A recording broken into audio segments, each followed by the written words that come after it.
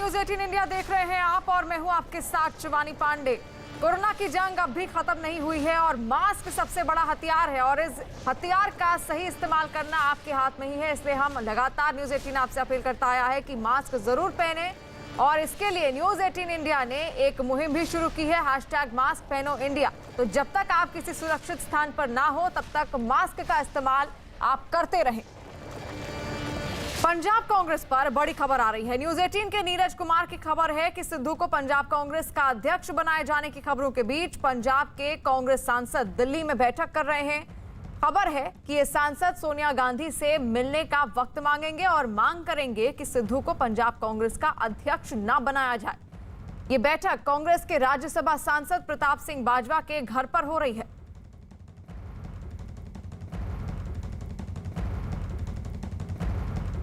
कांग्रेस के वरिष्ठ नेता और राज्यसभा सांसद प्रताप सिंह बाजवा इस वक्त हमारे साथ हैं। आज 1:30 बजे पंजाब के कांग्रेस सांसदों की बैठक है। बाजवा साहब, आप कल अमरिंदर सिंह से मिलते हैं, आज बैठक होती है तमाम पंजाब के कांग्रेस सांसदों की, मुद्दा क्या होगा? देखो, मैं आपको पहले तो क्लियर करना चाहता हूं कि कैप्टन साहब से भी जो मुलाकात हुई है वो बेसिकली कांग्रेस पे सर जोड़ने की मुलाकात है। हम इलेक्शंस के लिए जा रहे हैं और हम चाहते हैं कि इलेक्शंस जो हैं उसमें कांग्रेस जीत कर आए पंजाब में। उस पर डिस्कशन हुई कैप्टन अमरिंदर सिंह जी से। एक मिनट भाई, दूसरी बात, आज जो मेंबर्स ऑफ पार्लियामेंट मैंने रिक्वेस्ट की है लोकसभा और राज्यसभा, उसकी विशेष कारण ये है कि आज 6 बजे हमारी अध्यक्षा जो हैं सोनिया गांधी जी, उनकी वर्चुअल मीटिंग है लोकसभा के एमपीज के साथ। तो हमारा कहना यह था कि बाकी ऑपोजिशन पार्टीज ने, अकाली दल ने, आप वालों ने अपना एजेंडा दे दिया पार्लियामेंट में, उन्होंने क्या करना है। तो हम अपना एजेंडा तैयार कर रहे हैं कि हमने पार्लियामेंट में क्या एडजॉर्नमेंट मोशन लेकर आना है, क्या करना है, कैसे चलना है, कैसे सारी ऑपोजिशन पार्टियों को इकट्ठा कर। पंजाब कांग्रेस में जारी हलचल पर बड़ी खबर आ रही है। न्यूज 18 के चमन पलानिया की खबर है कि पंजाब कांग्रेस के अध्यक्ष सुनील जाखड़ ने कल दोपहर 3 बजे एक अहम बैठक बुलाई है। चंडीगढ़ में कांग्रेस भवन में होने वाली इस बैठक में कांग्रेस के विधायकों और जिला अध्यक्षों को बुलाया गया है। सुनील जाखड़ ने एक बयान जारी किया है जिसमें उन्होंने कहा है कि इस बैठक में सभी विधायक और जिला अध्यक्ष एक प्रस्ताव पारित कर कांग्रेस अध्यक्ष सोनिया गांधी को भेजेंगे, जिसमें यह साफ किया जाएगा कि आलाकमान पंजाब पर जो भी फैसला करेगा वो संगठन को स्वीकार होगा। और दिल्ली से हमारे संवाददाता नीरज हमारे साथ जुड़ रहे हैं। नीरज, आज भी लगातार बैठकों का दौर जारी है, लेकिन निष्कर्ष कुछ निकले तो ये बैठकें सफल मानी जा सकती हैं, लेकिन क्या निष्कर्ष निकल पाएगा? देखिए, दिल्ली में जो बैठक हो रही है प्रताप सिंह बाजवा के आवास पर, यह निष्कर्ष के लिए नहीं बल्कि पार्टी आला कमान की चुनौतियां बढ़ाने के लिए प्रताप सिंह बाजवा के आवास पे इस वक्त हम लोग मौजूद हैं। प्रताप सिंह बाजवा वही हैं जो कि आपको याद होगा 2013 से 15 तक अमरिंदर सिंह के धुर विरोधी थे। 2015 में कैप्टन अध्यक्ष बनाए गए पंजाब के और 2017 के विधानसभा चुनाव में उनके नेतृत्व में जीत हुई। इस वक्त बैठक चल रही है, अंदर बैठक शुरू हो गई है और जो कांग्रेस के 11 सांसद है पंजाब में, 11 सांसदों में से 9 सांसद यहां पहुंच गए हैं, जिसमें रवनीत सिंह बिट्टू, गुरजीत औजला, इसके अलावा दूसरे जो कांग्रेस के सांसद है, खुद प्रताप सिंह बाजवा यहां मौजूद हैं और बाकी जसबीर गिल जो कि पार्टी के सांसद हैं। इसके अलावा 5 और सांसद यहां पहुंच गए हैं। 11 सांसदों में से 9 की शिरकत यहां हो रही है। 2 सांसद जो हैं, अमर सिंह रास्ते में है जो कि पंजाब से 3 बजे निकलेंगे। इसके अलावा अंबिका सोनी वो इस बैठक में आएंगी, इस बात की उम्मीद बिल्कुल कम है। तो 11 सांसदों में से बहुमत वाले सांसदों की संख्या जो है वो यहाँ पहुंच गई है। और खास बात यह है कि इस बैठक में सिद्धू पे तो चर्चा हो ही रही है। देखना होगा कि सोनिया गांधी से मिलने का वक्त मांगा जाता है कि नहीं, क्योंकि कल के बाद घटनाक्रम बहुत बदला है। कल के बाद क्या हुआ आपको याद होगा, हरीश रावत मिलते हैं कैप्टन से वहां, उसके बाद प्रताप सिंह बाजवा और कैप्टन की मुलाकात होती है। दूसरी तरफ सिद्धू तमाम नेताओं से मिल रहे हैं, आज भी उनकी मुलाकात जारी है। आज दिन भर क्या हुआ, आज इस बैठक को बुलाया गया। इसके अलावा पार्टी के 10 विधायकों ने कैप्टन के समर्थन में अपना प्रेस रिलीज जारी किया कैप्टन के समर्थन में। दूसरी तरफ सुनील जाखड़ ने तमाम कांग्रेस विधायकों और जिलाध्यक्षों की बैठक बुलाई है, जिसमें यह प्रस्ताव पारित किया जाएगा कि कांग्रेस अध्यक्ष को ही अधिकार है पार्टी अध्यक्ष को चुनने का। सिद्धू को इंडिकेशन दे दिया गया है कि वो पार्टी अध्यक्ष होंगे, लेकिन अब तक आधिकारिक घोषणा नहीं की गई है। लेकिन इस बीच सबसे बड़ी जो बात है, अब तक हरीश रावत ने अपनी रिपोर्ट नहीं सौंपी है कांग्रेस आला कमान को। कल वो लौटे थे शाम को, कांग्रेस अध्यक्ष सोनिया गांधी से मिलने का वक्त भी मांगा था, लेकिन वक्त मिलेगा आज या कल, वो मिलेंगे शाम को या कल। नीरज, हम और जानकारी आपसे लेते रहेंगे और आप बने रहिए हमारे साथ। पंजाब कांग्रेस पर एक बड़ी खबर आ रही है। न्यूज 18 के चमन पलानिया की खबर है कि पंजाब कांग्रेस के 10 विधायकों ने कैप्टन अमरिंदर सिंह के समर्थन में एक बयान जारी किया है। बयान के जरिए इन विधायकों ने आलाकमान से कैप्टन अमरिंदर को हताश नहीं करने की गुजारिश की है। विधायकों ने कहा है कि प्रदेश कांग्रेस के अध्यक्ष की नियुक्ति आलाकमान का विशेषाधिकार है, लेकिन सार्वजनिक तौर पर जो हो रहा है उससे पार्टी को नुकसान हुआ है। और नीरज हमारे साथ फिर से एक बार जुड़ रहे हैं। नीरज, यहां पर 10 विधायकों ने चिट्ठी भी लिखी है और उन्होंने कहा है कि अमरिंदर सिंह को किसी भी तरह से नाराज नहीं करना है। किस तरह से देखते हैं आप इन विधायकों की इस चिट्ठी को? देखिए, विधायकों की चिट्ठी बहुत महत्वपूर्ण है, लेकिन ये भी सवाल उठता है कि आखिर कैप्टन के समर्थन में करीब 80 विधायक हैं पंजाब में, 10 ही विधायक उनके समर्थन में अब तक पत्र क्यों लिखा है? 10 विधायकों की तरफ से ही उनके समर्थन में पत्र क्यों लिखा गया है? यानी बहुत सारे विधायक ऐसे जो कैप्टन से नाराज। और इस बात की जानकारी आपको याद होगा कि कमेटी की बैठक में भी दी गई थी, जिसकी अध्यक्षता मल्लिकार्जुन खड़गे कर रहे थे। लेकिन जो सांसद है वो पूरी तरह से कैप्टन के पक्ष में खड़े हैं और इसका नतीजा यह है कि आज जो बैठक प्रताप सिंह बाजवा की तरफ से उनके आवास पे बुलाई गई है उसमें 11 में से 9 सांसद मौजूद हैं। रही बात कैप्टन की, देखिए कैप्टन की भूमिका को तो सब कोई स्वीकार करता है, चाहे पार्टी आला कमान हो या पार्टी के जो नेता हो। 1984 के दंगे की बात करें और उस दंगे के बाद दिल्ली में जो दंगे भड़के थे उसके बाद कांग्रेस को पंजाब में स्थापित करने में बहुत बड़ी भूमिका कैप्टन ने निभाई थी। इसके अलावा 2014 में मोदी लहर के बाद 2017 का विधानसभा चुनाव जो होता है उसके पहले 2014 से 2017 के बीच में कांग्रेस को किसी भी बड़े चुनाव में चुनावी जीत नहीं मिली थी। 2017 में जाके पंजाब जैसे राज्य को कांग्रेस की झोली में डालने का श्रेय कैप्टन को ही जाता है। और यह भी कहा जाता है कि पंजाब में कांग्रेस नहीं जीती थी बल्कि कैप्टन की जीत हुई थी। 2022 सिद्धू उस वक्त शामिल हुए थे, आपको याद होगा 2017 के विधानसभा चुनाव से पहले। अब देखना होगा कि 2022 के विधानसभा चुनाव में क्या सिद्धू के प्रदेश अध्यक्ष रहते चुनाव लड़ते हैं कैप्टन, या फिर अभी लड़ाई बहुत बाकी है लेकिन चुनौतियां आला कमान की बढ़ गई हैं। और ये जो बैठक है ये पार्टी आला कमान के लिए और जानकारी हम आपसे लेंगे, आप बने रहिए हमारे साथ। आज भी सिद्धू एक बार फिर कांग्रेस विधायकों से मुलाकात कर रहे हैं। अब से कुछ देर पहले सिद्धू पटियाला में कांग्रेस विधायक मदन लाल के घर पहुंचे। अध्यक्ष बनाए जाने की खबरों के बीच नवजोत सिंह सिद्धू ने एक दिन पहले पंजाब कांग्रेस के करीब 30 विधायकों और मंत्रियों से मुलाकात की थी।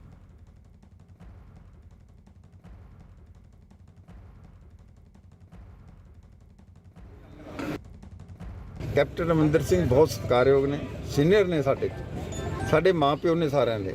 ਫਿਰ ਮਹਾਰਾਜਾ ਪਟਿਆਲਾ ਵੀ ਨੇ, ਮਹਾਰਾਜਾ ਨੂੰ ਬਹੁਤ ਕੁਝ ਲੋਕ ਕਹਿ ਦਿੰਦੇ ਸੀ। ਇਹਨਾਂ ਦਾ ਦਿਲ ਵੱਡਾ ਹੋਣਾ ਚਾਹੀਦਾ। ਭੁਪਿੰਦਰ ਸਿੰਘ ਦੇ ਪਰਿਵਾਰ ਚੋਂ ਆ ਇਹ ਵੱਡੇ ਇਸ ਰਿਆਸਤ ਦਾ ਪੂਰੇ ਦੁਨੀਆ 'ਚ ਨਾਂ ਆਏਗਾ ਪਟਿਆਲਾ ਰਿਆਸਤ ਦਾ। ਇਹਦਾ ਬਹੁਤ ਵੱਡਾ ਦਿਲ ਆ, ਇਹਨੂੰ ਗਲੇ ਲਾਉਣਾ ਚਾਹੀਦਾ। ਇਹ ਮਾਫੀਆਂ ਦਾ ਛੋਟੀ ਗੱਲ ਆ, ਜਦੋਂ ਬੰਦਾ ਘਰ ਚੱਲ ਕੇ ਆ ਜੇ ਉਹ ਸਾਰਾ ਕੁਝ ਮਾਫ ਹੀ ਹੁੰਦਾ। पंजाब कांग्रेस में जारी हलचल के बीच कैप्टन और सिद्धू का अलग अलग नेताओं से मुलाकात का सिलसिला जारी है और करीब 4.5 साल बाद कैप्टन की कांग्रेस के राज्यसभा सांसद प्रताप सिंह बाजवा से उनकी मुलाकात हुई। ये मुलाकात कैप्टन अमरिंदर के फार्म हाउस पर हुई है। करीब 4 घंटे तक चली मुलाकात के दौरान पंजाब विधानसभा के स्पीकर राणा केपी सिंह और पंजाब सरकार में मंत्री गुरमीत सिंह सोढ़ी भी शामिल रहे।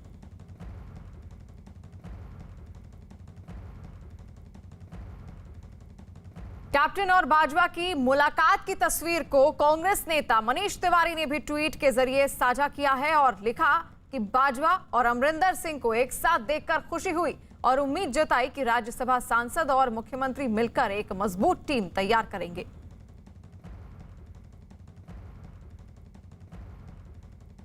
नीरज हमारे साथ जुड़े हुए हैं। नीरज, मजबूत टीम बनाने की बात कही है मनीष तिवारी ने, लेकिन ऐसा होता दिख नहीं रहा है। अब क्योंकि चुनौतियां और ज्यादा बढ़ गई हैं, ये समय था कि फोकस किया जाता विधानसभा चुनाव पर, लेकिन यहां पर अनबन की वजह से हलचल और बढ़ गई है पंजाब कांग्रेस में। देखिए, अब एक बात तो तय है कि सिद्धू को अगर अध्यक्ष बनाया जाता है तो पार्टी के अंदर अंदरूनी लड़ाई तो तेज होगी ही, और अगर स्वीकार भी करते हैं कैप्टन अमरिंदर सिंह तो नवजोत सिंह सिद्धू के लिए काम करना बहुत मुश्किल होगा। और इसके अलावा अगर दूसरी तरफ अगर कैप्टन के मनपसंद का कोई अध्यक्ष अंतिम तौर पे पार्टी आला कमान बनाने को तैयार भी पार्टी आला कमान की तरफ से बनाया जाता है किसी और को भी, मान लीजिए प्रताप सिंह बाजवा को ही बना दिया जाता है अध्यक्ष, तो फिर सिद्धू पार्टी में रहेंगे, इस बात की गुंजाइश बिल्कुल कम है। अगर आम आदमी पार्टी का रास्ता अख्तियार करते हैं तो बिल्कुल कांग्रेस को डेंट करेंगे, आम आदमी पार्टी को फायदा करेंगे। तो आज की तारीख में कांग्रेस के लिए दोनों स्थितियों में माहौल चुनौतीपूर्ण है। और आने वाले विधानसभा चुनाव में, क्योंकि पार्टी कार्यकर्ता और नेताओं का मनोबल तो ऐसी घटनाओं से गिरता ही है, लेकिन जनता की नज़र भी रहती है। अगर जनता के मन में ये आ गया कि कांग्रेस के अंदर जिस तरह से स्थितियां बनी हुई हैं, जिस तरह से लगातार पार्टी के दो वरिष्ठ नेताओं के बीच खींचतान, आरोप प्रत्यारोप और अध्यक्ष पद को लेकर लड़ाई चल रही है, अगर जनता ने उनको रिजेक्ट कर दिया और कांग्रेस पार्टी मान लीजिए हार जाती है, तो उसका पूरा का पूरा ठीकरा न सिर्फ सिद्धू और कैप्टन पे जाएगा, बल्कि पार्टी आला कमान को भी स्वीकार करना होगा कि आखिर इस तरह की स्थिति क्यों पैदा हुई कि पंजाब में कांग्रेस जो कि मजबूत दिख रही थी, आज वहां विपक्ष कमजोर है। आम आदमी पार्टी ने पिछले चुनाव में अपना एक इनरोड यानी अपनी स्थिति तो दर्ज कराई थी मजबूती से, लेकिन आज की तारीख में भी वो सत्ता में आने की स्थिति में है, इस बात की संभावना थोड़ी कम लगती है। तो ऐसे में अगर आम आदमी पार्टी का दबदबा बढ़ता है कांग्रेस पार्टी की कमजोरी से, तो फिर पार्टी आला कमान से लेकर तमाम यानी कि खींचतान अभी भी जारी है और कोशिश की जा रही है कि समाधान निकले। पंजाब कांग्रेस में जारी हलचल पर कांग्रेस नेता मल्लिकार्जुन खड़गे ने क्या कहा, आइए आपको सुनाते हैं। पंजाब को लेकर जो कमेटी थी, आपकी बहुत बड़ी भूमिका थी, अभी तक घोषणा नहीं हुई है। हरीश रावत ने भी मुलाकात कर लिया कैप्टन साहब से चंडीगढ़ में, तो क्या उम्मीद है पंजाब का मामला कब तक सुलझ पाएगा? जल्द से जल्द सुलझेगा। हमारे को जो काम सौंपा गया था, कमेटी की रिपोर्ट हमने दी है, उसी आधार पर चर्चा करके उसमें से कौन सा बेहतरीन निष्कर्ष होता है या किस ढंग से उसको सुलझा सकते हैं, वो हम कांग्रेस प्रेसिडेंट के ऊपर छोड़े हैं। कांग्रेस प्रेसिडेंट जी और राहुल गांधी जी उसके ऊपर निर्णय जल्द से जल्द लेंगे और वो समस्या का हल होगा। कांग्रेस में जारी हलचल पर अकाली दल नेता हरसिमरत कौर का क्या कहना है, वो भी आपको सुनाते हैं। मैम, अगर मैं आखिरी बात को करना चाहूँगा मैम, जिस तरह से नवजोत सिद्धू का मामला वहाँ पर चल रहा है, विपक्षी पार्टियों की जो राजनीति चल रही है, मैम कैसे देखती हैं इसे? मैं इस पे कुछ कहना नहीं चाहूँगी। लड़ाई लोगों के मुद्दे पे नहीं हो रही है, कुर्सी की लड़ाई हो रही है। सबसे दुखद बात यह है कि पंजाब में हर एक वर्ग सड़कों पे उतरा हुआ है सरकार के नाकाम वादों करके, और जितनी कांग्रेस की लीडरशिप है वो दिल्ली बैठ के अपनी कुर्सी की लड़ाई लड़ रही है। जो कोविड से मर रहे हैं, जो बिजली की हाहाकार है, जो किसान की मुश्किलें हैं, जो सारी एम्प्लॉयज़ सड़कों पे उतरी हुई हैं जिनको लाठीचार्ज, उनकी तो बात ही कोई नहीं कर रहा है। सो यही कारण है कि पंजाब एक बॉर्डर स्टेट होने के नाते केंद्र सरकार की तरफ से जो किया जा सकता है इस स्टेट को ठीक करने के लिए, ये बिल वापस लेके उनको करना चाहिए। कांग्रेस में जारी हलचल पर आम आदमी पार्टी के नेता भगवंत मान का क्या कहना है, आइए आपको सुनाते हैं। है नवजोत सिंह सिद्धू, वो आपकी पार्टी की तारीफ कर रहे हैं, तो अच्छा लगता है कि इसका मतलब हम अपोजिशन के तौर पे अच्छा काम करते हैं, अच्छे मुद्दे उठाते हैं। लेकिन अगर हमारे मुद्दों को नवजोत सिद्धू उठाते हैं तो हमें अच्छा लगता है। लेकिन स्वागत भी करेंगे पार्टी में अगर वो आते हैं, ना चाहेंगे तो प्रधान बन गए कल, तो कल मेरे ख्याल में वो अनाउंसमेंट हो जाएगी या आज हो जाएगी। तो इनकी आपस की क्लेश है, ये इंटरनल कांग्रेस का मुद्दा है, हमारे से मत पूछिए। ठीक है, बहुत धन्यवाद। मीडिया पोर्टल न्यूज क्लिक में हवाला के जरिए फंडिंग के आरोप लगने के बाद ईडी ने मामले की जांच शुरू कर दी है। इस मामले में श्रीलंका के एक businessman naval Roy Singham ED के रडार पर हैं। आरोप है कि सिंघम के चीन की कम्युनिस्ट पार्टी सीपीसी से संबंध भी हैं। दावा किया गया है कि पिछले साल ईडी की तलाशी में न्यूज क्लिक के ऑफिस से चीन की सीपीसी के बीच हुए ईमेल के सबूत भी मिले हैं। बताया जा रहा है कि मीडिया पोर्टल न्यूज क्लिक में 38 करोड़ के लेन देन की ईडी जांच कर रही है। इस बीच बीजेपी ने आरोप लगाया है कि मीडिया पोर्टल न्यूज क्लिक को विदेशों से मोटी रकम देकर कुछ लोग देश के खिलाफ प्रोपेगेंडा कर रहे हैं। बीजेपी के प्रवक्ता संबित पात्रा ने दावा किया है कि विदेशी फंडिंग के जरिए ही देश की वैक्सीन नीति को बदनाम और पीएम मोदी को नीचा दिखाने की लगातार साजिश रची गई।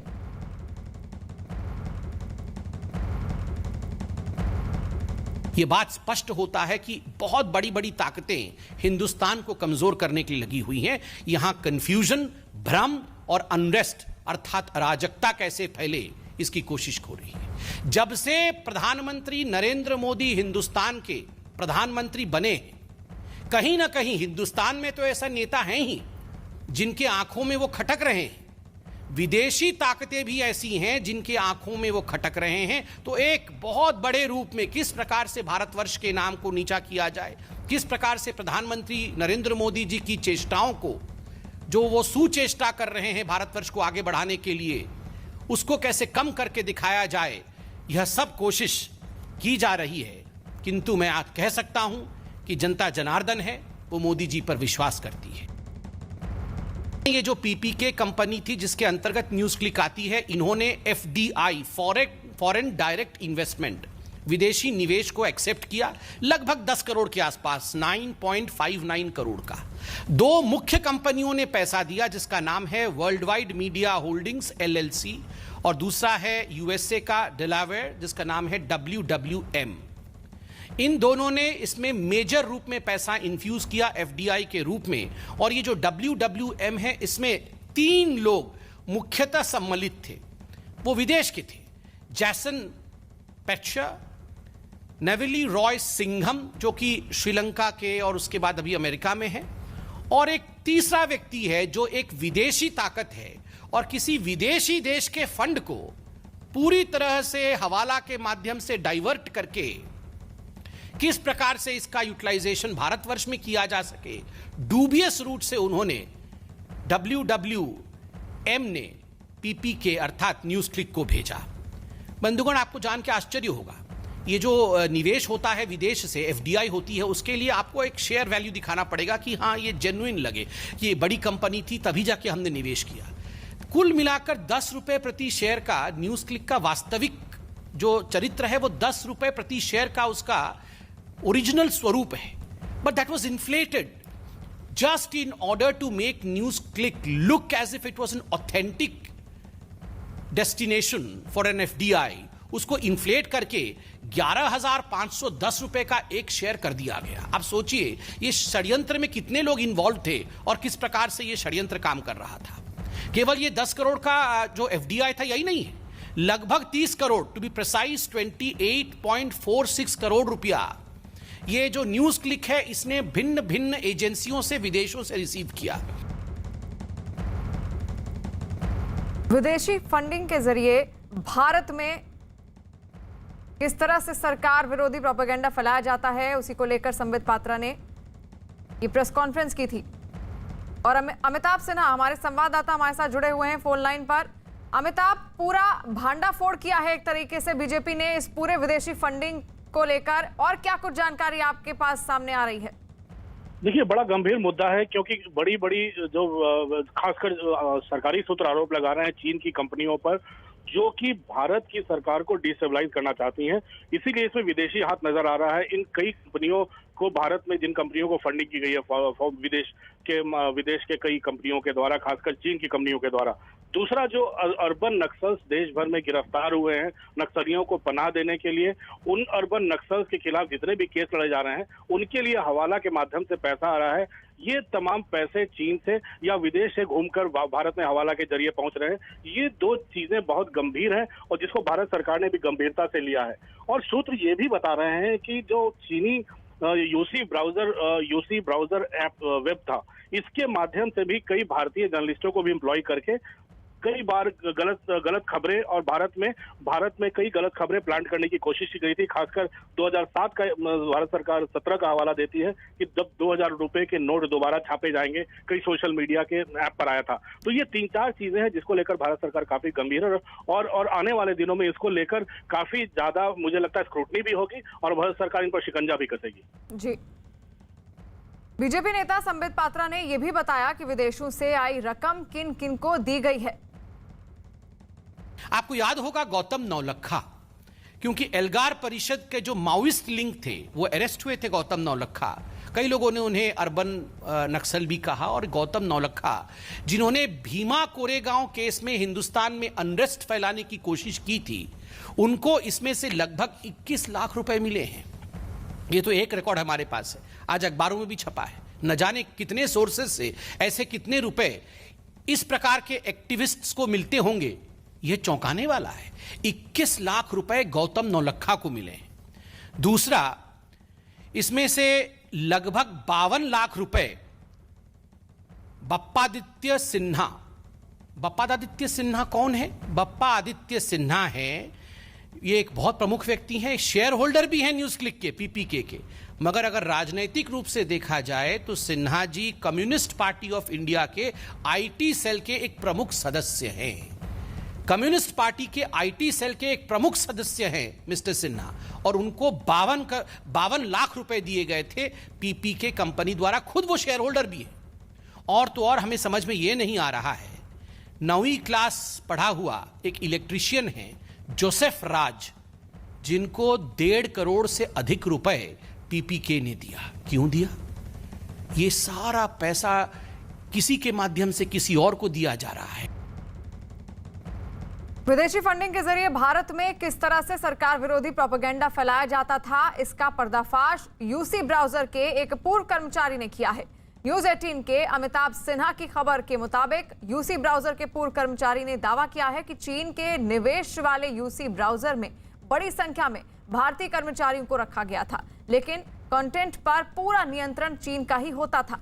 यहां तक कि कई झूठी खबरों को भी ब्रेकिंग न्यूज की तरह दिखाया जाता था। इस कर्मचारी ने दावा किया है कि 2017 में यूसी ब्राउजर ने रात 12 बजे से 2000 रुपए के नोट बंद होने की ब्रेकिंग न्यूज चलाई, जो कि पूरी तरह से गलत थी। इसी तरह 2018 में एक हेडलाइन में भारत और पाकिस्तान के बीच युद्ध छिड़ने की गलत खबर भी पोस्ट की गई थी। एक अमेरिकी रिपोर्ट में भी दावा किया गया कि चीन की कम्युनिस्ट पार्टी ने सीधे या फिर अप्रत्यक्ष तौर पर पश्चिम देशों के कई बड़े मीडिया हाउस को अपने पक्ष में करने के लिए करोड़ रुपए खर्च किए हैं। चीन के सरकारी न्यूज़पेपर चाइना डेली की तरफ से अमेरिका के कई पब्लिकेशन को भी करोड़ों रुपए दिए जाने का दावा किया गया है।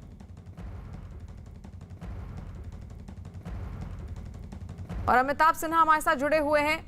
अमिताभ जी, यूसी ब्राउजर के जरिए किस तरह से भारत के खिलाफ ये प्रोपेगेंडा फैलाया जा रहा है, किस तरह की ये साजिश थी? देखिए, 2014 से लगातार भारत सरकार ने लगातार इसकी जांच करवाई है और स्क्रूटनी के बाद इस नतीजे पर पहुंची है कि 2014 से जब से नरेंद्र मोदी प्रधानमंत्री बने हैं, ये चीनी सरकार अगर सीमा पर लड़ नहीं पा रही है तो इस गलत प्रोपेगेंडा करके भारत सरकार को डिस्टेबलाइज करने की कोशिशें लगातार कर रही है। उसी का हिस्सा है। अभी आपने पढ़ा, जो सरकारी सूत्र बता रहे हैं कि कैसे यूसी ब्राउजर ने 2000 के नोटबंदी की अफवाह उड़ाई, कैसे उन्होंने अमेरिका के जो ओपिनियन मेकर्स, बड़े बड़े अखबार हैं, उनको कैसे पैसे दिए। तो ये तमाम चीजें हैं जो सीधे उंगली उठ रही है चीन की तरफ, जो भारत की सरकार को डिस्टेबलाइज करने की कोशिश कर रही है, क्योंकि सीमा पर वो पार नहीं पा रहे हैं। तो जाहिर तौर पर इसीलिए भारत सरकार ने कम से कम 250 चीनी ऐप पहले बैन किए थे। कुल मिलाकर 300 से ज्यादा चीनी ऐप भारत सरकार पिछले 1 साल में बैन कर चुकी है, जब से गलवान की घटना हुई है।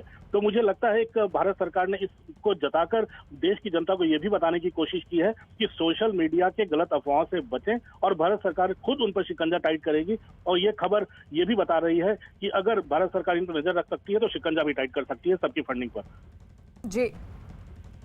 और बीएसपी प्रमुख मायावती ने अगले साल होने वाले विधानसभा चुनाव से पहले बड़ा दांव चला है। बीएसपी प्रमुख मायावती ने साफ किया है कि बीएसपी ब्राह्मणों को साथ जोड़ने के लिए पूरे प्रदेश में एक अभियान चलाएगी, जिसकी शुरुआत 23 जुलाई को अयोध्या से होगी। इस सम्मेलन का नेतृत्व सतीश चंद्र मिश्रा करेंगे।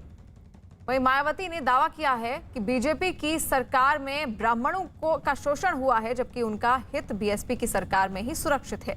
मायावती ने ब्राह्मण समाज से बीजेपी के बहकावे में नहीं आने की अपील की है।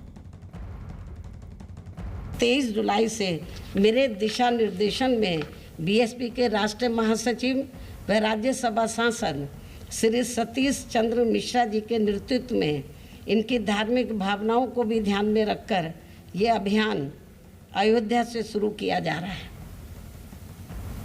मुझे पूरी उम्मीद है कि यूपी के ब्राह्मण समाज के लोग अपने मान सम्मान व सुरक्षा तथा अपनी तरक्की आदि के लिए फिर से बीएसपी से जुड़कर इस बार अपनी सर्व समाज की लोकप्रिय सरकार जरूर बनाएंगे।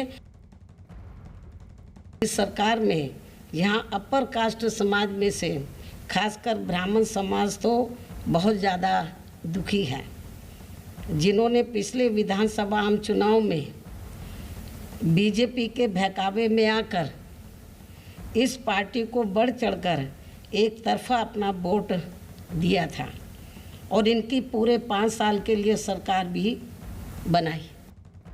और अजीत सिंह हमारे संवाददाता हमारे साथ जुड़े हुए हैं। अजीत, आपने भी सुना होगा मायावती ने क्या कुछ कहा। उन्होंने अब जो ब्राह्मण सम्मेलन होने वाला है, इसके जरिए अब क्या 2022 के चुनाव की तैयारी है, ब्राह्मणों को अपनी ओर खींचने की बीएसपी की तैयारी है?